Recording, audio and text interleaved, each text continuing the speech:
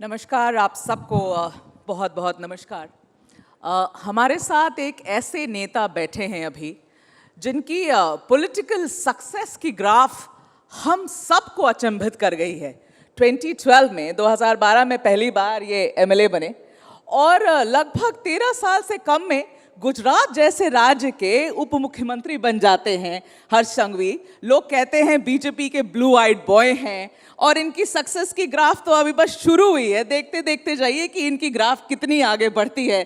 समय ये सही है हर्ष संघवी से दोस्ती करने का, बहुत लोग कहते हैं। तो हर्ष संघवी जी, ऐसा नहीं कि उसलिए बुलाया है आपको, मगर बहुत जबरदस्त कहानी लिख रहे हैं आप गुजरात में, इसलिए आपका यहाँ इस मंच पर आना और हमारा आपसे विचार विमर्श करने की कोशिश करना मेरे लिए ये प्रिविलेज है। So welcome to ideas of India. और हर्ष भाई, मैं शुरुआत करना चाहूंगी ये पूछ के कि देखिए, आप आते सूरत से हैं, सूरत के शहर से आप आते हैं। You belong to a diamond merchants family. हीरे की परख तो बड़ी होगी आपको हर्ष भाई, मगर लोग आपके जो दोस्त हैं और पार्टी वाले वो कहते हैं बीजेपी को तो एक हीरा मिल गया हर्ष संघवी में, जिसे धीरे धीरे निखारा जा रहा है एक बड़े रोल के लिए। क्या कहेंगे?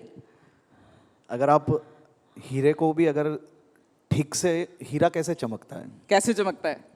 वो एकदम रॉ होता है। अगर पहली नजर में आप देखोगे तो बाजू में पत्थर रखोगे तो आपको पता नहीं चलेगा ये हीरा है और ये पत्थर है। तो तराश रहे ना आपको, उसको अच्छे से घिसना पड़ता है, उसको पॉलिश करना पड़ता है। मैं भी एक कार्यकर्ता हूँ। मेरी आपकी बात सही है, 2012 में मैं पहला चुनाव लड़ा, लेकिन मेरी उम्र अब 41 हुई है, उसमें से 20 साल जी मुझे भी अब राजनीति और समाज सेवा में हो गए। मैं जब 20 साल का था तब मैं पहली बार युवा मोर्चा में स्टेट जनरल सेक्रेटरी के तौर पे काम करने की मैंने शुरुआत की थी।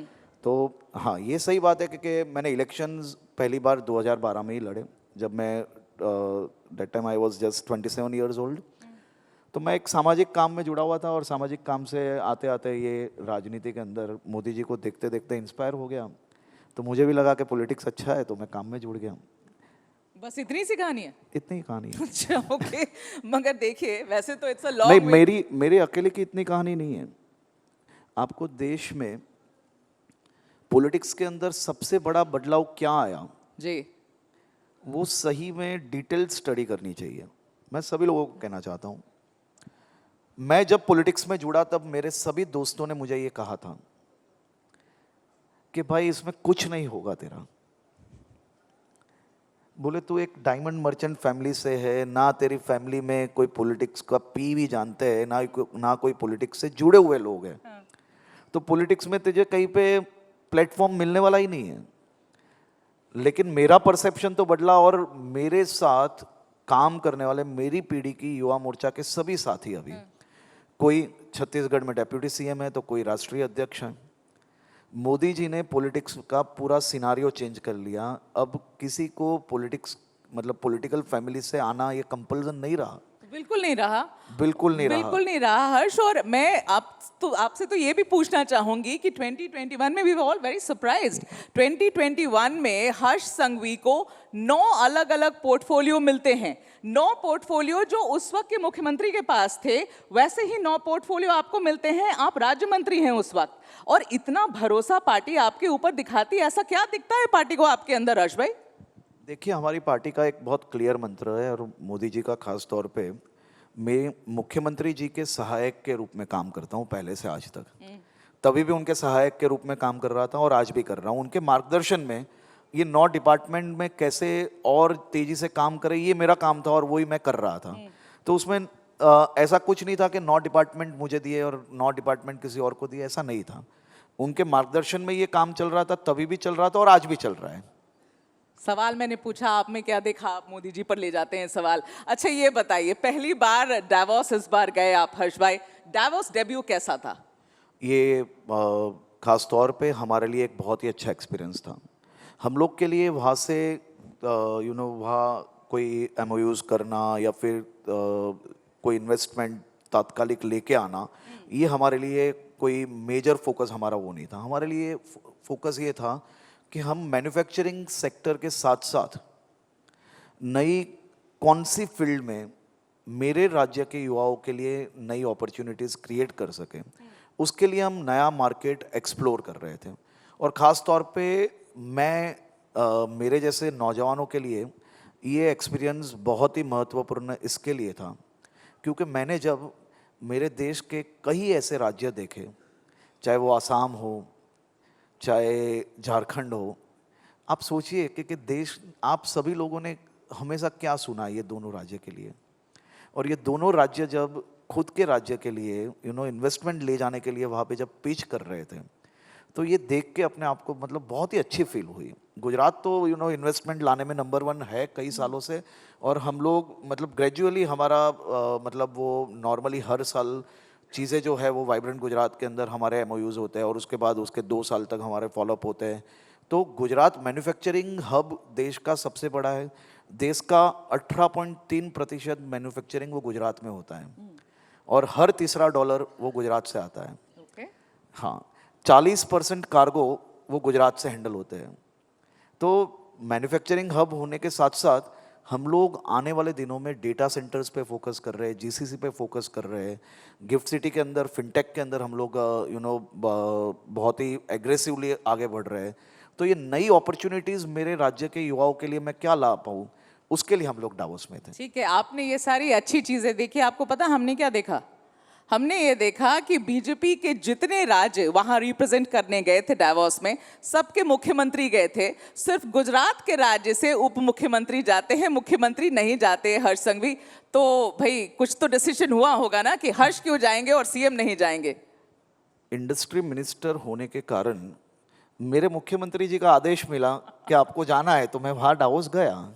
ये लॉजिक तो फिर बाकी पे भी लागू होना चाहिए ना। हर किसी में सीएम गए, आप में सिर्फ उप मुख्यमंत्री गए। मुझे मेरे सीएम का जो आदेश मिला वो मुझे करना है। चलिए ठीक है, आपके सीएम की मर्जी से आप गए। हाँ, तो हर्ष भाई अब ये बताइए, थोड़ा ऐसे मुद्दों पर आते हैं जो गुजरात को सुर्खियों में रख रहा है।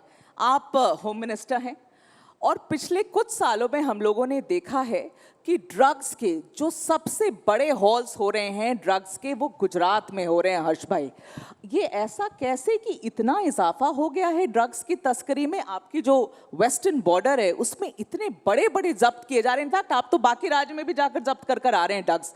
तो ये हो क्या रहा है? गुजरात ऐसे सुर्खियों में ड्रग्स को लेकर पिछले 3-4 साल में रेगुलरली बना हुआ है। What's going on? मैं ये मान रहा हूँ कि ये सुर्खियाँ अपने आप में बहुत ही ज़रूरी है। क्यों? क्योंकि हम पकड़ रहे हैं। आ रहे हैं इसलिए ना पकड़ रहे हैं। आ रहे हैं, खाली गुजरात से हम नहीं पकड़ रहे हैं।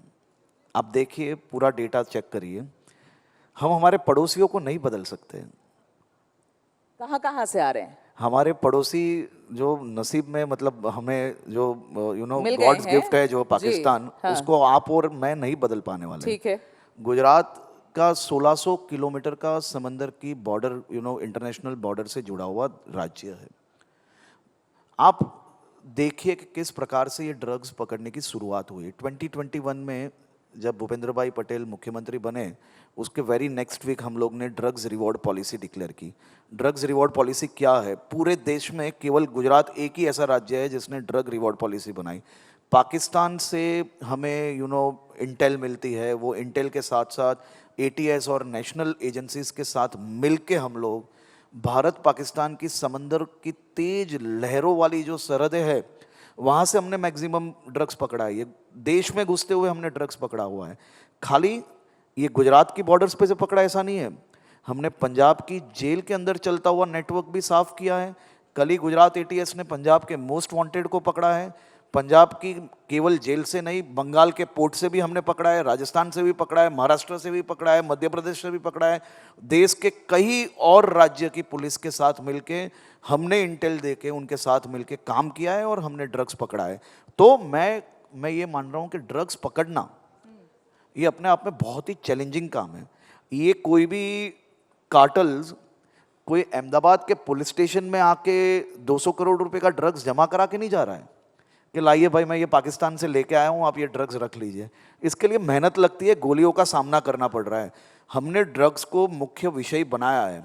जब मैं ये काम लेके निकला था तब मेरे सीनियर ऑफिसर्स ने ये बोला था कि आप जैसे ही पकड़ना चालू करोगे, विरोधी निशाना बनाएंगे आपको, पॉलिटिकल विक्टिम बनोगे, लेकिन हमने ये नहीं सोचा, हमने ये सोचा कि समाज के लिए ये करना बहुत ही ज़रूरी है और हमने लड़ना चालू नहीं, किया। नहीं, हर्ष भाई आप समाज के लिए कर रहे हैं, ऑल वेरी वेल। आपके विरोधी कह रहे हैं कि ड्रग्स कैपिटल बन गया है गुजरात। ठीक है, नहीं नहीं, मुझे ये बताइए कि क्या पहले भी ये होता था और पहले पकड़े नहीं जाते थे? आपकी सरकार आई तब से पकड़ रहे हैं, ऐसा कुछ हो रहा है, ये आप देखिए, रोक क्यों नहीं पा रहे? जो विरोधी कह रहे हैं, आप 30 साल पहले की जब कांग्रेस की सरकार जब थी वहां पे, तभी भी यही समंदर किनारों से क्या क्या पकड़ा गया है, आप रिसर्च करिए, आपको पता चल जाएगा।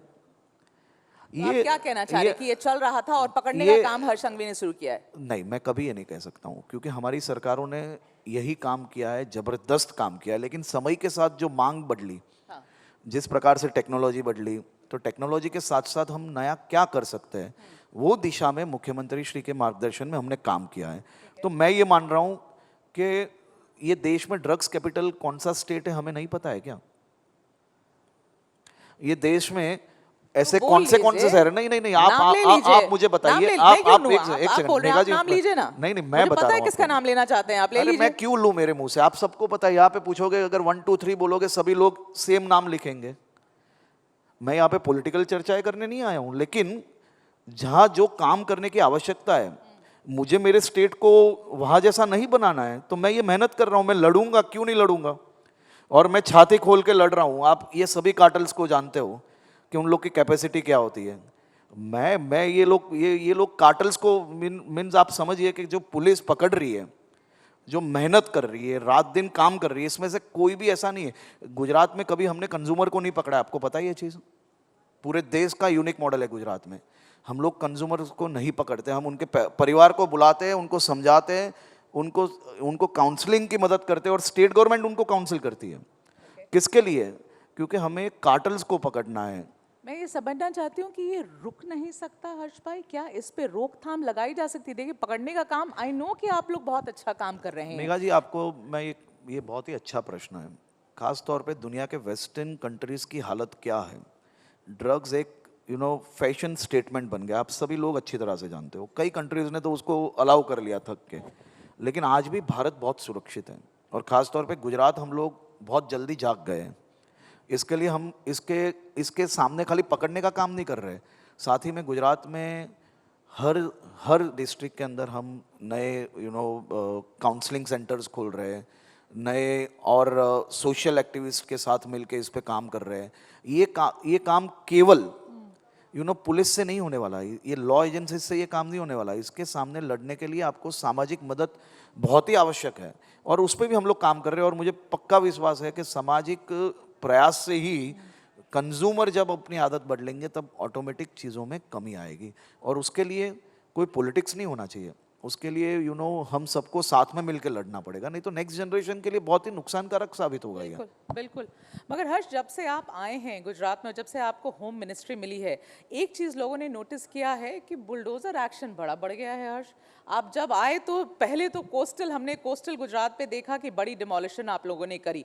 वैसे उसमें काफ़ी मॉस्क भी गिरे थे आपके डिमोलिशन में, लेकिन आप वहाँ से निकल कर द्वारका से कच्छ तक तो डिमोलिशन हमने देखा, वहाँ से निकलकर आप अहमदाबाद आ गए, यहाँ मुझे लगता है चंडोला तालाब वहाँ आ गए, आप राजकोट में जंगलेश्वर जैसी जगह में आ गए। ड्रोन के विजुअल्स आप मीडिया को देते, देखो हमने कितना तोड़ा।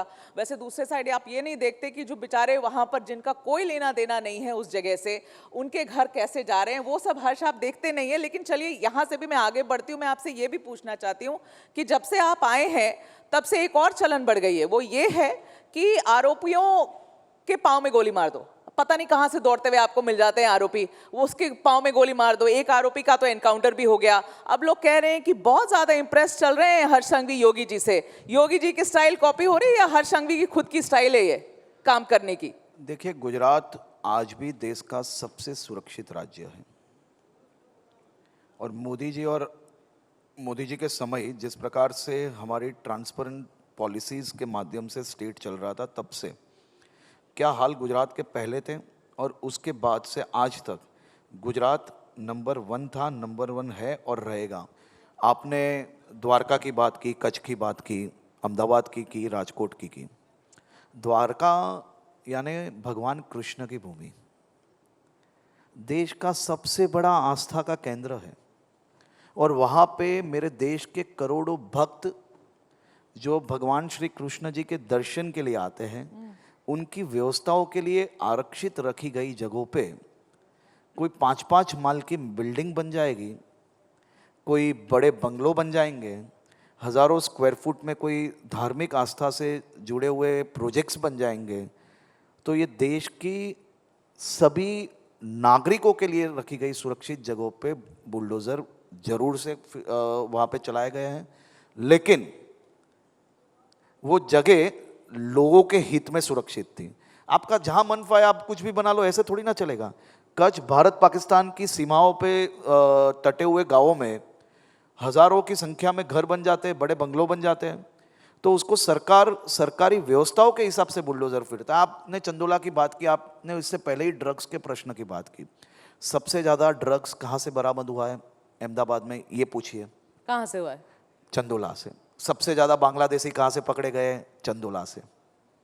ये मैं नहीं कह रहा हूं, ये ऑन पेपर है, पूरा अहमदाबाद जानता है। आप पूछिए किसी को, क्या ये बांग्लादेशियों का अड्डा बनाने की जगह है? और कोई एक व्यक्ति के पास 200 घर है, कोई एक व्यक्ति के पास 50 घर है। एक बड़ा बंगलो चंदोला में मिला जिसके अंदर 40 से ज्यादा गाड़ियां मिली, 50 से ज्यादा रूम का वो बंगलो था। और ऐसे बंगलो जो हजारों मीटर के अंदर अपना अतिक्रमण कर रहे हैं, ये लोगों के हित में रखी गई जगह। आप देखिए चंदोला कैसा अच्छा बन गया, और वहाँ पे सभी समाज के सभी समुदाय के लोग अब घूमेंगे वहाँ पे आने वाले दिनों में। आपने बात की राजकोट की। राजकोट में सबसे ज्यादा ड्रग्स कहाँ से बरामद हुआ? आप चेक करिए। सबसे ज्यादा खूनी, मतलब खून के आरोपी कहाँ से मिले? वहां से मिले। सबसे ज्यादा पासा कहाँ पे हुआ? एक ब्रश से सबको लपेट दो, नहीं है ना? नहीं, ऐसा नहीं है। आपने राजकोट की मैटर खाली ऊपर ऊपर से पढ़ी। आपने अगर ये पढ़ा होता कि ये लोग को खाली कराने के लिए पहले भी घर दिए गए या नहीं, आपने अगर ये पढ़ा होता कि उसके अंदर सही में कितने ओनर्स खुद रहते हैं और कितने लोग भाड़े में रहते हैं, कितने, एक व्यक्ति के 50 घर है, एक व्यक्ति के 25 घर है, अगर आपने वो पढ़ा होता तो आप मुझे आज अभिनंदन देते। और उसी के साथ कोई बलात्कारी मेरे राज्य की बेटियों पे अत्याचार करे, भागने की कोशिश करे, पुलिस पे हमला करे, तो पुलिस भजन मंडली नहीं चलाएगी। आप लोग देखिए हर्ष भाई, ऐसा है कि आप पुलिस की बात कर रहे हैं, मैं एनकाउंटर्स पे सवाल पूछ रही हूँ। एक समय था गुजरात में बहुत इनफेमस एनकाउंटर्स हुए थे, लेकिन वो समय खत्म हो गया। बहुत सालों के बाद, मुझे लगता है लगभग 10 सालों के बाद ये चलन वापस शुरू हुआ है हर्ष भाई, कि एनकाउंटर्स होने शुरू हो गए और खूब हो रहे हैं। तो सब पूछ रहे हैं ना भाई, योगी जी से कितनी इंस्पिरेशन ले रहे हैं हर्ष संघवी? देखिए, मेरे गुजरात की जो व्यवस्था थी वो देश नहीं दुनिया भर में ये मॉडल चलने वाला है, बराबर है। तो मैं मेरे मेरे मेरे मेरे स्टेट ने, मेरे लीडर्स ने, जैसे मोदी जी है, अमित भाई हमारे होम मिनिस्टर थे, उन्होंने जो रोड मैप बनाया है ना, मैं तो खाली टॉपिंग्स ही ऐड कर रहा हूँ। आप खाली टॉपिंग ऐड कर रहे हैं? टॉपिंग्स ये अमित भाई बनाकर गए थे, यही करना है? हमारा लॉ एंड ऑर्डर देश का नंबर 1 है, और वही लॉ एंड ऑर्डर को मेंटेन करने के लिए हम लोग काम कर रहे हैं। ठीक है। अब आपके लिए एक जेनजी का प्रश्न है, और इस पर ना हर्ष भाई मुझे लगता है आप ऑलरेडी फंस चुके हो। अब देखो आप कितना इसको जस्टिफाई करोगे। आपने एक कानून लेकर आप आए हैं जो आपने पारित करवा दिया है। ये गुजरात विधानसभा में आपने ये मैरिज रजिस्ट्रेशन कानून पारित करा दिया है, जिसके अनुसार राज्य सरकार Gujarat registration of marriage act 2006, उसमें आपने संशोधन आप लेकर आए हैं, अमेंड किया आपने उसको, और उसके हिसाब से अगर कोई लड़का लड़की, एंड दीज आर एडल्ट्स, हम बच्चों की बात नहीं कर रहे हैं, अगर लड़का लड़की जिसकी उम्र है शादी करने की, उनको शादी करना है, उनकी शादी की रजिस्ट्रेशन होनी है, तो माता पिता को सूचित किए बगैर आप ये रजिस्ट्रेशन नहीं होने देंगे। आप कौन होते हैं डिसाइड करने वाले हर्ष भाई कि लड़का लड़की को शादी करना है तो उसमें माता पिता को घुसा रहे हैं? मुझे माता पिता को नहीं बताना, तो क्या मतलब ये कौन सी मॉरल पुलिसिंग हुई आपकी? देखिए, इसमें भी आपने हेडलाइन ही खाली पढ़ी है। नहीं, हेडलाइन कुछ नहीं पढ़ी आपकी। ये तो मैं बड़ा आपको विरोध बताता हो हूं, भी रहा है मैं आपका। ये कोर्ट में है कि नहीं है मैटर? मेघा जी, जाना चाहिए लोगों को कोर्ट में आपके विरुद्ध। मैं जरूर से, मैं मेरे सभी युवा साथियों को कहना चाहता हूं, मैं उनकी आवाज हूं। अभी तो नहीं लग रहे हैं। मैं बताता हूं आपको हमने क्या लाया है। मैं क्या कर सकता हूं अगर आपने उसको गलत समझा है, तो हमने क्या लाया है वो तो सुन लीजिए। ठीक समझाइए ना, लोग सुन रहे हैं आपको, ठीक समझाइए। तो 2006 के कानून में भी जब आप मैरिज रजिस्ट्रेशन करने चाहते हो तो वहाँ जो सरकारी कचहरी है उसके बाहर वो लिस्ट लगता था। अब इसमें हुआ क्या, ये जेनजी को बचाने के लिए ये हुआ है। कैसे? कई लोग अपना गलत नाम धारण करके, मैं आपको पूरी चीज बताता हूं, आप पूरा सुनिए।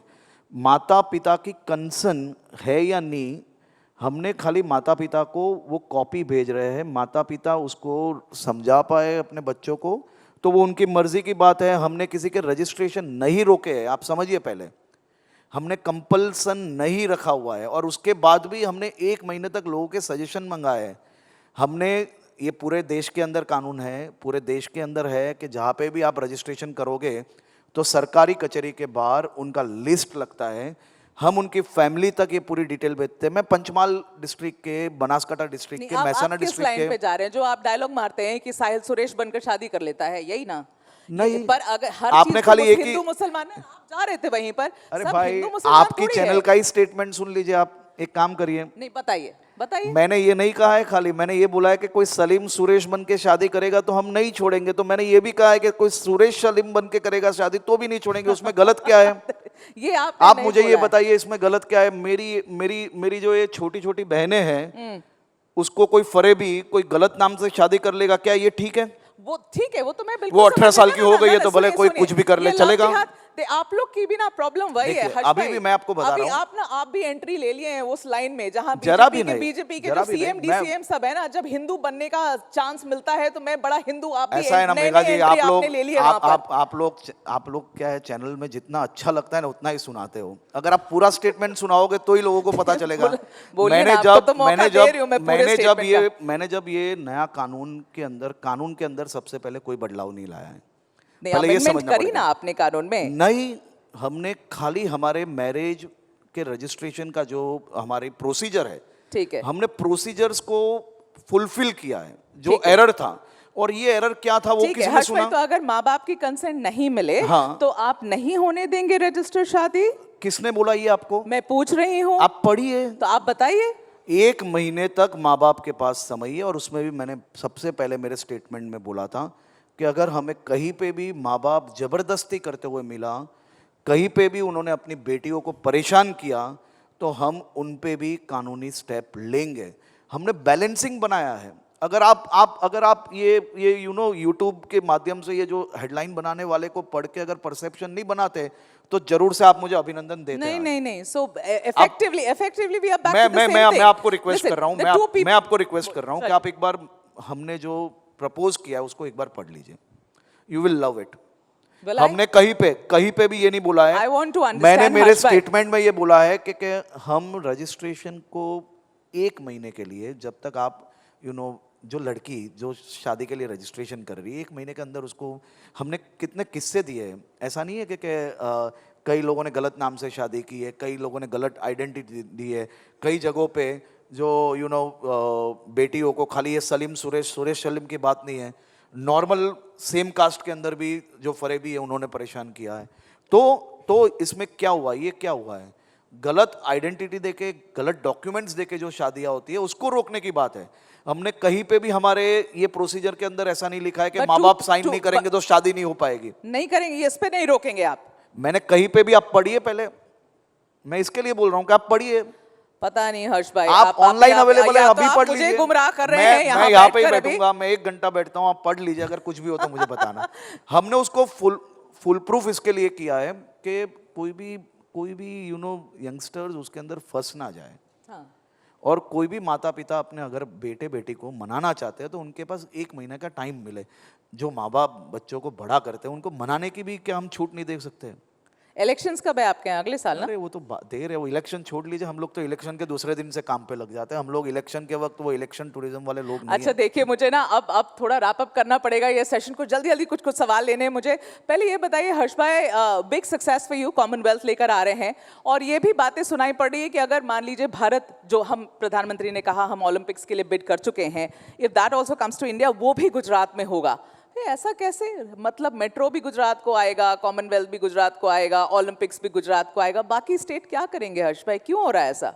मेरे ख्याल से आप दिल्ली में अपने मेट्रो का भी उपयोग नहीं किया। नहीं, मेट्रो अच्छा, मैंने गलत अच्छा कह नहीं, दिया। हम हयात से बाहर निकलते हैं। मैं आपको मुंबई में, लखनऊ में, पुणे में, सभी शहरों के पास मेट्रो है, तो क्या बुलेट ट्रेन कह रही हमने थी। क्या मैंने- पाप मैं- किया कि सुनिए, हमें नहीं सुनिए, मिलना मेरी चाहिए गलती को ना मेट्रो? पकड़िए। वैसे सुनिए, बुलेट ट्रेन की बात हो रही थी, बुलेट ट्रेन की बात कर रही तो थी। बुलेट ट्रेन तो महाराष्ट्र भी आ रही है, हम जो शहर में बैठे हैं। आपको मिला और वो आप लोग ठीक से पूरा भी नहीं कर पा रहे हैं। कौन? हमारे वहाँ हम लोग के वहाँ बहुत ही अच्छा काम चल रहा है और ऑन टाइम काम चल रहा है। कॉमनवेल्थ और ओलंपिक्स दोनों गुजरात में ही होगा ना? नहीं, हम लोग ने, स्टेट गवर्नमेंट ने वो तैयारियां की है और हम लोग बीड कर रहे हैं। तो बीड करने के पीछे हम लोग ने कितने साल उसमें मेहनत की है। वो इंफ्रास्ट्रक्चर अचानक ओवरनाइट तैयार नहीं होता है मैडम।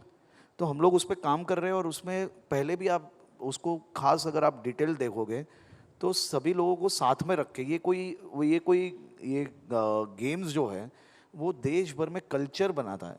मतलब एक नया कल्चर लाएगा स्पोर्ट्स का, उसके लिए हम लोग मेहनत कर रहे हैं। हम तो सभी पूरे देश के लिए ये मेहनत कर रहे हैं।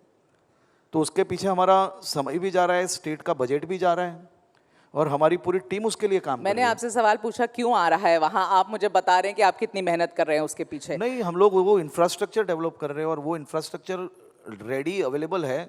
और कॉमनवेल्थ के लिए हम लोग 2028 में हम लोग जो international police and fire games जो ला रहे हैं उसके लिए हमें नई एक भी चीज़ नहीं बनानी है, उसके अलावा हम लोग कर सकते हैं। इतनी सारी तैयारियां हैं हमारे पास। ठीक है, मुझे ये रैप अप करना है, 2 मिनट और लूंगी और ये रैपिड फायर है जल्दी से हर्ष संघवी के लिए। राजनीति के सबसे मुश्किल वक्त में सबसे अच्छी सलाह किससे मिलती है आपको, नरेंद्र मोदी जी से या अमित शाह जी से? देखिए, ये दोनों जन सामाजिक एक का नाम लेना, एक का नहीं, मैं बोल रहा हूँ ना, दोनों जन सामाजिक आपको ये दोनों दिखते पॉलिटिकल है, वो है ही नहीं पॉलिटिकल, वो लोग सोशल ज्यादा है।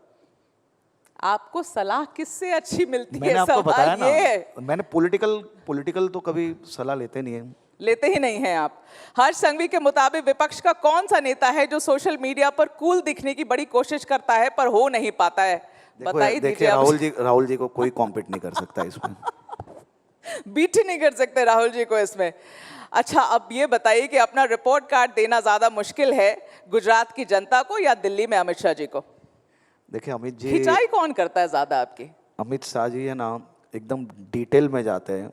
मतलब रिपोर्ट की हेडलाइन नहीं पढ़ते, वो हर एक चीज पढ़ते हैं। क्लास लगती है ना वहां आपके।